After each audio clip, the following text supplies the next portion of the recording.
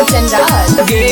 छोड़ी तोहरे कारनामा बाय नस्वर बिहारी खिलल है कौनामा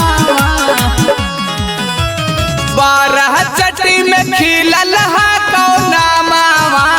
गे छोड़ी तोहरे कारनामा घर पर पुलिस बहुत सुबह शामावा गे छोड़ी तोहरे कारनामा गे छोड़ी तोहरे कारनामा अगर संकट में हो जानावा अगर संकट में हो जानावा गे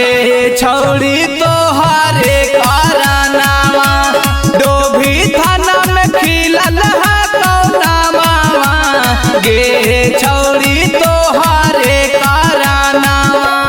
12 चटी में खिलल है कौनामा विकेश भोजपुरिया डीजे कंचन राज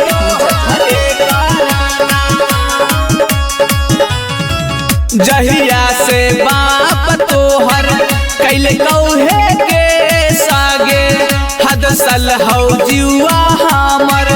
लागौ ना बेसागे लागौ ना बेसागे जहिया से बापा तोहर कैल कौहे के सागे हद सल हौ जुआ